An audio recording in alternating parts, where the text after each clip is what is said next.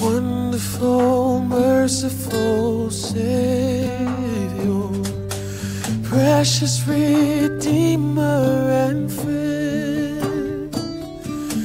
Who would have thought that a lamb could rescue the souls? Shalom papa, shalom maman, shalom enfant de Dieu. J'espère que vous allez bien. Moi ça va, je me porte à merveille. Je suis bien portant par la grâce du Seigneur. Tout va très bien.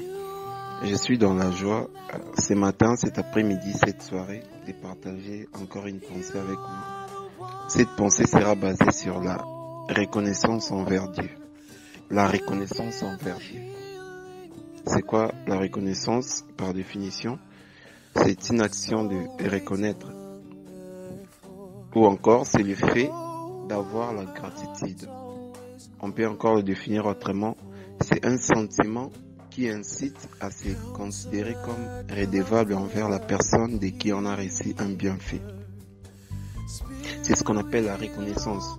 Aujourd'hui, je voulais qu'on puisse partager une histoire dont vous connaissez très bien. Ça se trouve dans la Bible, dans le livre de Luc, chapitre 17, versets 11 à 18.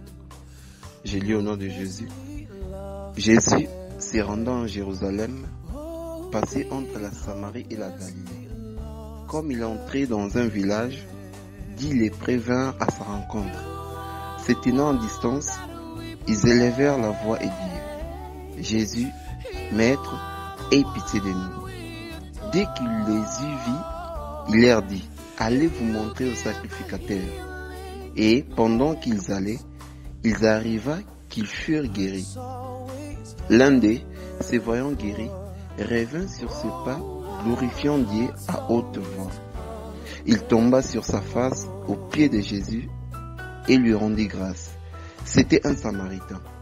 Jésus, prenant la parole, dit: les 10 n'ont-ils pas été guéris? Et les 9 autres, où sont-ils? Ne s'est-il trouvé que cet étranger pour revenir et donner gloire à Dieu? Il y a 10 personnes qui étaient malades. Jésus a guéri toutes ces personnes, mais c'est seulement l'une d'entre elles qui est revenue pour reconnaître le bienfait du Seigneur, pour reconnaître la bonté, la grâce du Seigneur. C'est ce qui nous arrive aussi dans la vie de foi. On s'inquiète pour des choses à venir, mais on n'arrive pas à remercier Dieu pour le paix qu'on a. Le souffle de vie, c'est un sujet de remercier le Seigneur, la bonne santé, la paix que tu as, le pain que tu manges chaque jour, l'eau que tu reçois.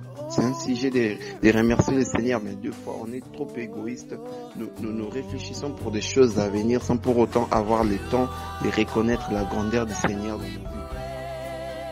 Regarde encore ce matin que Dieu t'a donné, la force qu'il a donnée, les enfants qu'il t'a donnés, la nourriture qu'il te donne chaque jour, l'argent, la protection. Tu ne payes absolument rien. Est-ce que tu peux être reconnaissant comme cette personne, l'un des 10 lépreux, cette personne qui a reconnu la grandeur du Seigneur dans sa vie? Il est revenu pour glorifier le Seigneur par rapport à ce qu'il a accompli dans sa vie. Regarde bien ta vie.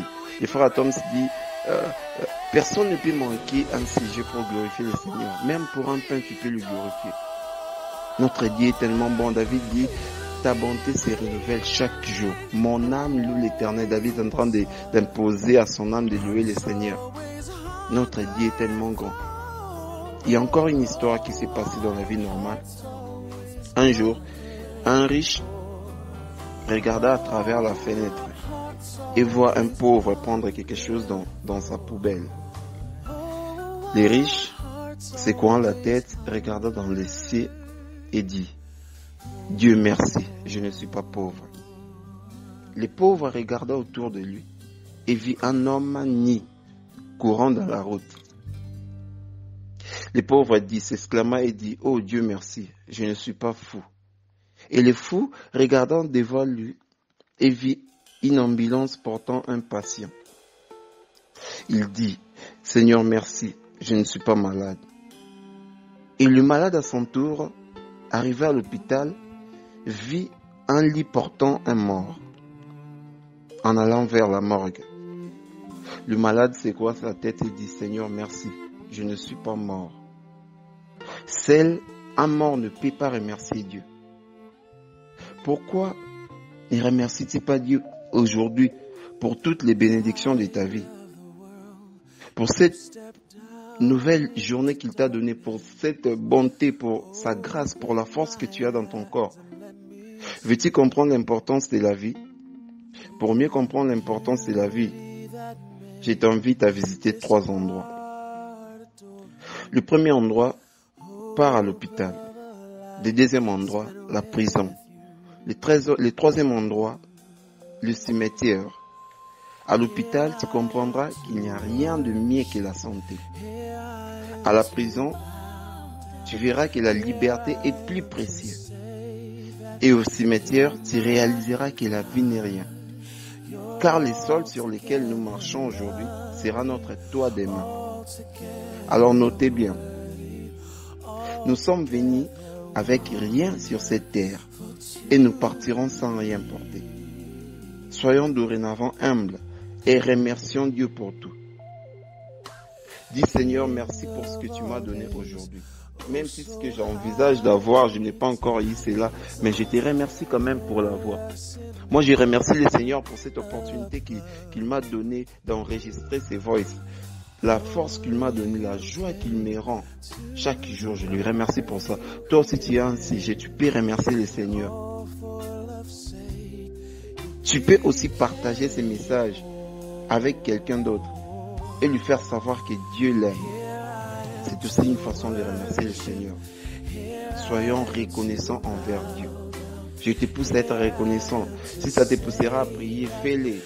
Si ça te poussera à parler, si tu seras émotionné à partager ou à évangéliser, fais-le. Démontre ton amour envers Christ. Que le Seigneur vous bénisse abondamment. C'était votre frère Shadrach Mbombo. Je vous aime beaucoup. Christ vous aime plus que vous. Apprenons à être reconnaissants. How much it cost to see